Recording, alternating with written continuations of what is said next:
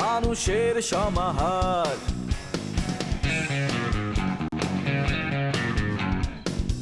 ভেতর আর বাহিরে চলছে উৎসব অপেক্ষার। এই শহরের হাজারো বাড়ির মতো নিয়ে হাসি কান্নার গল্প যত। এই শহরের হাজারো বাড়ির মতো নিয়ে হাসি কান্নার গল্প যত। প্রতিবার এখানে বেজে যায় কলিং বেল।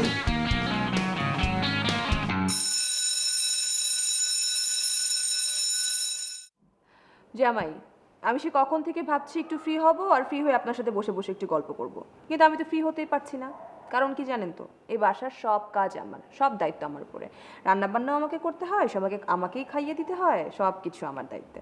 আর ওই যে আছে না আপনার ছোট ননদ লিপি, ও তো একটা দুনিয়ার অসভ্য। আমার তো কথাই শোনে না, কোনো কাজ করে না, আমাকে একটু হেল্পও করে না। আর বাসায় তো কোনো কাজের বুয়া নাই, জানেনই তো। শিউলি আন্টি যখন বাসায় ছিলেন, বাসায় কোনো কাজের বুয়া কাজ করতে চাইতো না, কারণ উনি তো একটু খুঁতখুঁতে স্বভাবের না, যে একটু প্রবলেম আছে ওনার, ওইটার জন্য কোনো কাজের বুয়া বাসায় ছিল না। আর উনি চলে গেছেন, তারপরেও কোনো বুয়াই বাসায় এসে আর কাজ করতে চায় না। আচ্ছা বাদ দেন না, আমি আসলে কী সব সংসারের গল্প আপনার সাথে করতে শুরু করলাম। তো জামাই, কি খবর? গুড নিউজ কবে পাচ্ছি আমরা? গুড নিউজ না? গুড নিউজ মানে শিউলি আন্টি মা হবে কবে? আচ্ছা তুমি এখানে বসো বসো বসো, যাও ওর জন্য চা নাস্তা নিয়ে আসো কিছু। আচ্ছা না আনবো, আমি তো একটু আগে চা খাওয়ালাম। তুমি যাও, আমি একটু গল্প করি জামাইয়ের সাথে। না ঠিক আছে, মানে একসাথে চা খাওয়া যেত আর কি। আমি সারাক্ষণই কাজ করছি, আমি একটু ফ্রি হলাম, না, একটু ঠিক বসে আছে। আমি এখন গল্প করতে যাচ্ছি জামাইয়ের সাথে। কি অবস্থা তোমার? আচ্ছা আমাকে বলেন তো জামাই, যে মানে শিউলি আন্টি কি আপনার বাবা মা মানে তার শ্বশুর শাশুড়িকে ঠিকমতো টেক কেয়ার করে তো না? রান্না আরে বাবা, বান্না শিউলি তো হচ্ছে মানে এমন একটা মেয়ে, ও যেভাবে টেক কেয়ার করেছে আমাদেরকে, তুমি তো জানো বাবা যে তোমার সাথে আমি একবার বলেছি, মানে এই সংসারটাকে সে একদম আগলে রেখেছে। আচ্ছা তুমি কথা বলছো কেন এত?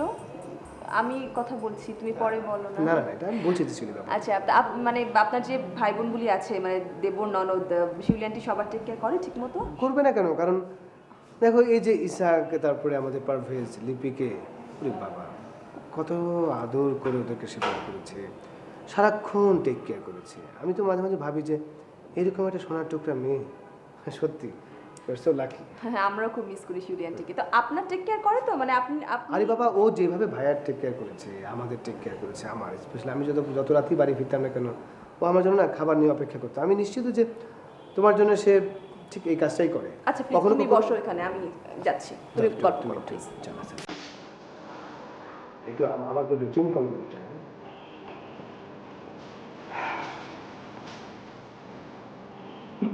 তারপর ভালো যে চলছে সবকিছু না? জি। তোমার চাচি কথা বলতে পছন্দ করে আর কি। কিছু মনে করো না, অনেক সময় হয়তো একটু বিব্রতকর মনে হতে পারে। না সে ভালো। না ঠিক আছে। আমার ভাই, আপনি বলে আজকাল পম্পরলিয়া ঘুরেন ফিরেন হাঁটেন, অরলিয়া বলে আপনি আজকে আইসক্রিম টাইসক্রিম খান। মজিদ ভাই, কে বলছে আপনার এই ঘটনাটা বলেন তো? ইলিয়াস কাঞ্চন বলছে। জি, আমি দেখেছি আপনি মিস পম্পির সাথে আইসক্রিমে ফু দিয়ে আইসক্রিম খাচ্ছেন, হাসছেন, দুলছেন, ফিরছেন। হেই! মজিদ ভাই, আমি পাম্পিরে ফু দিয়া খাওয়াই না, হাওয়া দিয়া খাওয়াই না, পানিতে চুবাই খাওয়াই, সেটা তো আপনাদের বলবো না ভাই। পাম্পি হাজুর আমার গার্লফ্রেন্ড ভাই, আমি কি কইরা পারে না পারে সেই জন্য আপনাদের এত মাথা ব্যথা কেন বলেন তো ভাই? আমি আপনার কি ক্ষতিটা করছিলাম বলেন তো আমার ভাই? আপনি আমার জীবনটা নিয়ে কেন খেলতেছেন কোন তো? আপনার জন্য আমি খাইতে পারি না, ঘুমাইতে পারি না, চলতে পারি না, ফিরতে পারি না। কই থেকে আমার একটা বৌদুরে নিয়ে আসছেন, আমার আর পম্পির মাঝে একটা ব্যবধান গড়ে তুলছেন। এই আমার প্রিয় পম্পি এখন আমার দেখতে পারে না, শুধুমাত্র আপনার কারণে। আপনি আমার লাইফটা নিয়ে কেন খেলতেছেন আমার একটু বলবেন আপনি? ভাই আমি খেলতেছি মানে খেলতেছেন তো আপনি নিজে। এই যে একটা মেয়ের খুলনা বিয়া শাদী করে রাইখা ফালাই আসছেন, হ্যাঁ, আবার এখন ঢাকায় আপনি আমার জান পরাণ পাম্পিরি নিয়ে খেলা শুরু করছেন। খবরদার মজিদ ভাই, আপনি কিন্তু এখানে আর কোনো চোখ দিয়েন না, কারণ আপনি বিবাহিত মানুষ। এই আনোয়ার, তোমার লাইফ নিয়ে আমি খেলতেছি না, তুমি আমার লাইফ নিয়ে খেলতেছো। তুমি আমার বউ জোগাড় করে নিয়ে আসো, তুমি আমার প্রেমে বেঘাত ঘটাও। আনোয়ার, মনে কর তোর পায়ের আঙ্গুল থেকে মারতে মারতে মারতে মারতে মাথা পর্যন্ত মারলাম, আমার কে আটকাইবে কত? আপনি কিছুই করতে পারবেন না। দেখছেন, খুলনাতে যদি আমি বউ আনতে পারি, বরিশাল গেলে কি অবস্থা হবে এটা বুঝতে পারছেন আপনি? আনোয়ার, তোর মাইরা কিন্তু পাতা করে ফেলাম না। আনোয়ার, এবার আমি ক্লিয়ার একদম বুঝতে পারছি এই গিরিঙ্গি কার। জনাব আনোয়ার সাহেবের। শোনো আনোয়ার, ভাবো তোমার একটা পাও, ডাইন পাওটা উত্তরা, তোমার বাম পাওটা সাদা বাদা আসছে, তোমার কল্লাটা গাবতলি, বাম হাতটা গুলিস্তান, আর ডাইন হাতটা ফার্মগেট, আর তোমার এখান থেকে ছোট্ট একটা বড়ি, এটা আছে সাভারে। ব্যাপারটা কেমন বুঝে গেল? মজিদ ভাই, জীবনে কোনোদিন মশা মারার প্র্যাকটিস করছেন আপনি? আপনারা মশা মারতে পারেন না, হ্যাঁ? আর এইসব ল্যাংরা আতুর পোলাপান লগে রাখলে এটা করবেন সেটা করবেন, আপনি আমার কিছুই করতে পারবেন না। পারলে কইরা দেখেন, ঠিক আছে? আমার নাম হচ্ছে আনোয়ার হোসেন, আনু, ঠিক আছে? আনোয়ার একদম মাইরা ফেলাম কিন্তু। আটটা ছাড়েন, ঠিক আছে? আটটা ছাড়েন। আপনারা যে জেলে গিয়ে মাইর খাবেন এটার চিন্তা ভাবনা করেন, ঠিক আছে? জেলে যাবি, আর সরা সর, জেলে যাবেন, জেলে। মানুষের জীবন নিয়ে খেলেন না, জেলে যাবেন, ঠিক আছে? বাবা আসবো? হ্যাঁ, দাঁড়িয়ে রইল কেন? এসো, বসো। বাবা খাবারটা খেয়ে ফেলেন দুপুরে। এত তাড়াতাড়ি খাবার কিসের? মাত্র তো বোধহয় 1টা বাজে। খাবার মাত্র চুলা থেকে নামালাম, একদম গরম গরম খাবার, ওটা খেলে ভালো লাগবে। আর তাছাড়া এই বাসায় কারো খাবারের টাইমে ঠিক নাই বাবা। এখন থেকে আমি সিদ্ধান্ত নিয়েছি, আপনি প্রতিদিন একটার সময় খাবার নামানোর সাথে সাথে আপনি খাবেন, আর বাকি যারটা যার যখন ইচ্ছে সে তখন খাবে। আসলে সবাই একত্রে খেতে পারলে বেশি ভালো লাগতো। এ বাড়িতে তো এখন আর একসাথে খাওয়া হয় না। কেন হয় না বাবা? এই বিভিন্ন জন নানা রকম কাজে ব্যস্ত থাকে, কেউ কলেজে থাকে, কেউ আড়তে থাকে, কেউ বা দোকানে থাকে। ওই সব কিছু মিলিয়ে না একসাথে আর বসা হয়ে ওঠে না কারো। সেটা না হয় বাবা, লাঞ্চের সময় থাকে। ডিনারটা তো সবাই আমরা ইজিলি একসাথে করতে পারি। 10টার মধ্যে যদি সবাই ঢুকে যায়, তারপর সবাই একসাথে ডিনার করলাম। কথা তুমি ঠিকই বলেছো। চাইলে তো আসলে ডিনারটা একসাথে করাই যায়। দেখো না, তুমি চেষ্টা করে দেখো যদি সবাই খেয়ে বসাতে পারো একসাথে। ঠিক আছে বাবা, আমি সবার সাথে আলাদা করে বসে কথা বলবো। আর আমাদের তো লিপিকেও একটু সময় দেওয়া দরকার, ও এত বেশি ডিপ্রেশনে আছে। সবাই যদি একসাথে বসে ওকে একটু বুঝাই, সেক্ষেত্রে কাজ হবে। সময় দেওয়া একটু দরকার। আর তাছাড়া বাবা হচ্ছে একসাথে সবাই খেলে ফ্যামিলি বন্ডিংসটা একটু ভালো হয় আর কি। সো এটা তো খুব ইম্পর্ট্যান্ট। হ্যাঁ তো, সে তো বাড়ি। আর লিপিকেও আসলে আমাদের সময় অনেক বেশি দেওয়া দরকার। তুমি তুমি ঠিক কথাই বলেছো মা। আমার তো বাবা মা নেই, কখন আসলে ফ্যামিলির ব্যাপারটা পাইনি। এই প্রথম ফ্যামিলি পেয়েছি তো বাবা, সব ঠিক করে ফেলবো। আপনাকে তো আমি আগেই বলেছিলাম। কিন্তু বাবা একটা জিনিস নিয়ে আমার অনেক বড় কমপ্লেন আছে আপনার সাথে। কি মা? এই যে আমি আগে যখন আসতাম তখন আপনি কত মন ভালো থাকতো, আপনার হাসি খুশি থাকতেন, কত জলি মাইন্ডে থাকতেন। আর রিসেন্টলি দেখি একদিন মন খারাপ তো একদিন মন ভালো, একদিন আবার চুপচাপ করে বসে আছেন। আর এই যে আপনি এক রুমে বসান, লিপি আরেক রুমে বসা। লিপিকে একটু সময় দেওয়া দরকার না? আরে, দুজন একসাথে গল্প করেন। মানুষের মন সবসময় কি আর একরকম থাকে? তবে হ্যাঁ, লিপিকে আমাদের অবশ্যই একটু বেশি করে সময় দেওয়া দরকার। এখন আপনি বাবা লিপির রুমে যান, দরকার বসে বসে ওর সাথে গেমস খেলেন, ওর সাথে একটু গল্প করেন। আচ্ছা ঠিক আছে, আমি যাচ্ছি। টেবিলে খাবার দিচ্ছি, দুজন একসাথে খেয়ে ফেলবেন, ঠিক আছে? কেমন আছেন মিস পাম্পি?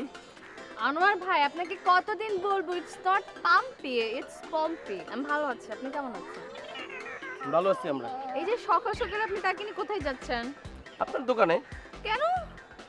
এই যে আমি কইছিলাম না যে মসজিদের একটা ঝামেলা আছে, ঘাপলা আছে। এক সেকেন্ড আনোয়ার ভাই, মানে সকাল না হতে হতে আপনার মাথার মধ্যে মসজিদ মসজিদ শুরু হয়ে গেছে না? আচ্ছা কি পাইছেন আপনি লোকটার মধ্যে বলেন তো? সারাটা কোন খালি মসজিদ ভাইয়ের পিছনে লেগে থাকেন, জিলাপি প্যাচের মতো সবকিছু খালি প্যাচ করতে থাকেন, তাই না? হ্যাঁ, আপনি তো আমার বিশ্বাস করেন না। আমার কোনো কথাই আপনার বিশ্বাস করাতে পারি না। সবসময় বলছেন আমি মিথ্যা কথা বলি, এই করি সেই করি, মসজিদের সাথে বাইজা থাকি। হ্যাঁ, এই যে বাচ্চা একটা মায়ের জীবন নিয়ে যে মজিদ ছিনিবিনি খেলতেছে, এটা কি মজিদ ঠিক করতেছে? হ্যাঁ কি এই যে ওর খাওয়া পড়া সব কিছু আমার দেখতে হইতেছে। কি আমি দেখতেছি না? দেখছেন?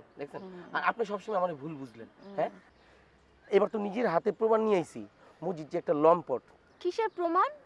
এই আমরা যে প্রমাণ আনছি, তুমি দেখাও তো বোন, দেখাও। দেখেন, মজিদ আমার একসময় কি ভালোবাসতো, বাহ, এখন আমার সম্পূর্ণ ভুলে গেছে। ভাবি আপনাকে কিন্তু অনেক সুন্দর লাগছে, আপনাদের দুজনকে হেভি মানিয়েছে। আল্লাহ, মজিদ ভাই তো দেখে হেভি হ্যান্ডসাম ছিল। আল্লাহ, মজিদ ভাই আসলে এরকম। আপনি জানেন, সেদিনও আপনার কথা শুনেও আমি বিশ্বাস করেছি যে মজিদ ভাই এরকম না। মজিদ ভাইকে কি আমি বললাম, কিন্তু মজিদ ভাই আমার সাথে এমন ভাবে অস্বীকার করলো, আর আমিও তো গাধার মতো তার কথা আবারও বিশ্বাস করেছি। কিন্তু এখন তো দেখি এগুলো প্রমাণও আছে। হ্যাঁ বুঝছি, আপনি লাউ চিনছেন, কদু চিনেন নাই। সরি ভাইয়া, কি বললেন? বললাম আনোয়ার রে চিনেন নাই, চিনছিলেন হলো একটা ফটকা লম্পট মজিদ রে, যার কথা বিশ্বাস করে আপনি সবসময় আমার ভুল বুঝছেন।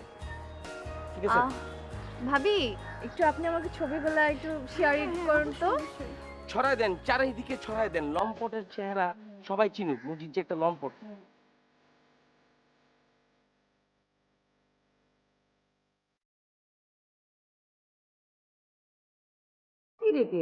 জি ফুপু। তুই মেয়ে মানুষ, তোর হাত এত শক্ত কিসের জন্য? হ্যাঁ, তুই মাথা টিপতেছিস না আটা শুনতেছিস? হ্যাঁ, না ফুপু, আমার একটু কাজ আছে, বাইরে যাব। মাথা টিপার কথা কইছি আর কাজ আছে, বাইরে যাব। এক কাজ করি ফুপু, ভাবিকে ডেকে দেই, ভাবির হাত না অনেক নরম। না, ও মাস্টার মানুষ, ও বেদ দিয়ে ছাত্র মেরেছে, ওর হাত আরো শক্ত, ও ডাকতে হবে না। তুই টেপ আমার টেপ টেপ। আরে আমি ডেকে দিই, তুমি একবার নিয়ে দেখো যে ভাবি কত সুন্দর মাথা টিপতে পারে, অনেক নরম হাত, তুমি অনেক আরাম পাবা। আচ্ছা ঠিক আছে, তুই যখন বলতেছিস যা ডেকে দে। আচ্ছা ঠিক আছে, তুমি বসো, আমি এক্ষুনি ভাবির পাঠাই।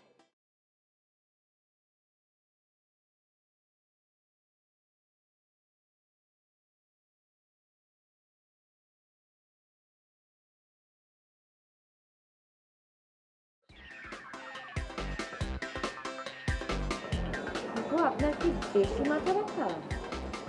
আর বলে না, মাথার যন্ত্রণা একেবারে পাগল হয়ে যাচ্ছে। আমার তো অনেক বছর ধরে মাথা ব্যথা, বুঝেছো?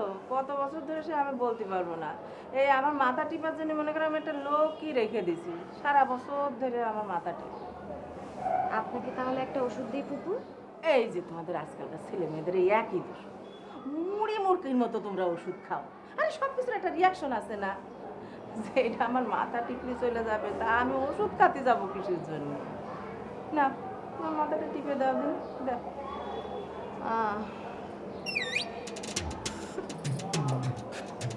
কই দাও।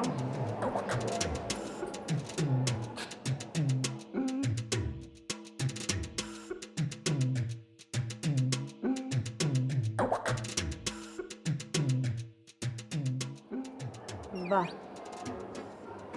তুমি তো খুব সুন্দর মাথা টেপো। হ্যাঁ, আর তোমার হাতও তো নরম, কি আরে টিপতে বললাম? ওরে বাবা, শক্ত আকাটা হাত। হ্যাঁ, আমি তো মনে করেছি তুমি মাস্টার মানুষ, ছাত্র পড়াও, বেত মেরে মেরে শক্ত হয়ে গেছে তোমার হাত। দেখি তোমার হাতটা, দেখি দেখি দেখি। ফাইন তো হাতটা। হ্যাঁ, কি দাও তুমি? হ্যাঁ, হাতে কি দাও? জি না, তেমন কিছু না, নর্মালি লোশন দিই আর শীতকালে গ্লিসারিন। আমার হাতে দিলে তোমার হাতে হবে? আমার হাত এই যে, আমারটা দিয়ে দিবা। জি ফুপু, অবশ্যই। তোমার মাথা টিপা আমার খুব পছন্দ হয়েছে। আজকে থেকে তুমি প্রত্যেক দিন শোয়ার আগে আমার মাথা টিপে দিবা, আর তোমার মাথা টিপা খাতে খাতে আমি ঘুমাই যাবো। দাও, মাথা টিপে দাও। শোনো, আমি তো ঘুমাই যাই না এখানে, ডাকে না। হ্যাঁ, বাসার মধ্যে কি সমীর বানাইছে 11 বছর কারেন্টের বিলে কি করে বাসার মধ্যে এত দিন? মজিদ চাচা, আসসালামু আলাইকুম। আসলাম। আরে না না না, করে কি করে মামা জান। আমি আপনার সাথে খুব রাগ করে আছি। কেন মামা জান রাগ করে আছেন কেন বলেন তো? এই যে 7টা দিন হলো আমি বাসায় আসছি, আপনি একদিন আমার সাথে দেখা করতে আসলে না। আর ইসাক দিন সারাদিন বলে মজিদ কাকা মজিদ কাকা মজিদ কাকা এই করে মজিদ কাকা সেই করে, আর মজিদ কাকা আমার সাথে দেখাই করতে আসলো না। না না, ও ভাড়ায় ভাড়ায় বলে, আম্মা আসে না তো লজ্জায়। মনে করেন যে এই যে চোখের সামনে পোলাপান গুলো বড় হইলো, এই ঘুরে ঘুরে পোলাপান বিয়ে করে ফেলাইছে, আমার কোনো গতি হইল না, এই লজ্জা আসতে পারি না, বুঝছেন? মজিদ কাকা আপনার জন্য মেয়ে আমি দেখবো, আপনি আমাকে বলেন আপনার কবে বিয়ে করতে হবে, কয়টা মেয়ে লাগবে, আমি আপনাকে কিনে দিচ্ছি।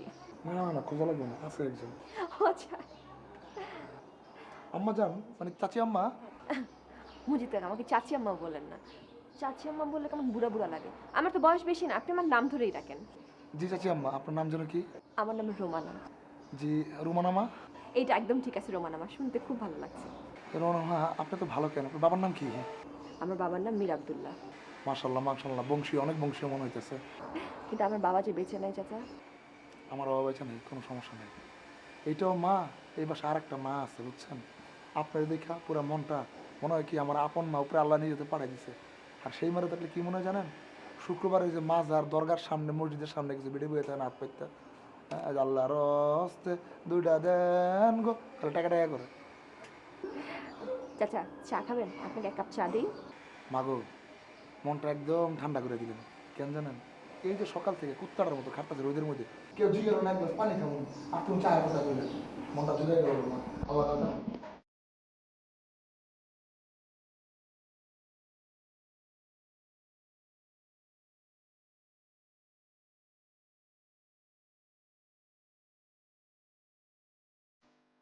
তোমারে দেখিলে এত যে ভালো, আমার কি তা তুমি জানতে। কি ব্যাপার? ওই আজা বাজার যাচ্ছি, কিছু লাগবে নাকি? একটু লিস্ট লিস্ট করে দিতে। আমি আবার কি লিস্ট করব? মাকে জিজ্ঞাসা করো। মা জিজ্ঞেস করবো। তোমার যদি কিছু রান্না করতে ইচ্ছা হয় লিখে দাও, ঠাস ঠাস করে লিখে দাও, ঠাস ঠাস করে নিয়ে আসবো। না, মেনু তো সব সময় মাই ঠিক করে, আর আমি আবার রাঁধবো কি? আমার রান্না তো তোমরা খেতেই পারবে না, তোমাদের মুখের স্বাদ একদমই আলাদা, পানসে লাগবে। তাই মাকেই জিজ্ঞেস করো, মা কি রাঁধবে সেই অনুযায়ী নিয়ে এসো। মন ভারী করে করছো না তো?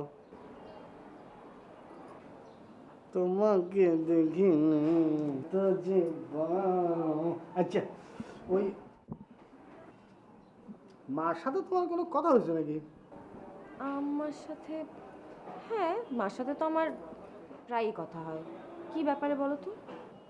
না, মা কি তুমি এমন কিছু কইছো যে নেশা টেশা করে নাকি আম্মা? কি বলো, আমি মার সাথে বুঝি এই ভাষায় কথা বলবো? না, নেশা করে নাকি এমন কিছু কইছো? না, সেভাবে তো কিছু বলিনি। তবে হ্যাঁ, আমি মাকে যেটা বলেছি যে মা যেন পান খাওয়াটা কমিয়ে দেয়। মানে ডেইলি 15-20টা পান তো ওনার স্বাস্থ্যের জন্য খুবই খারাপ, মুখের স্বাদ নষ্ট হয়ে যাবে, দাঁত ক্ষয়ে যাবে, তাই না? সে কারণে পান খাওয়া থেকে বিরত থাকতে বলেছি। না, ঠিক কইছো, ঠিকই কইছো, কিন্তু আম্মা তো খায়, মনে করো পানটাই তো খায়, থাক খাইক, খুশি থাকো। না ঠিক আছে, আমি তো মনে করেছিলাম এটা আমার দায়িত্ব, মার বয়স হয়ে যাচ্ছে, স্বাস্থ্য সম্পর্কে তাকে সচেতন করাটা আমার দায়িত্ব। এখন মা যদি নিতান্তই খেতে চায়, আমার তো মানা করার কোনো উপায় নেই।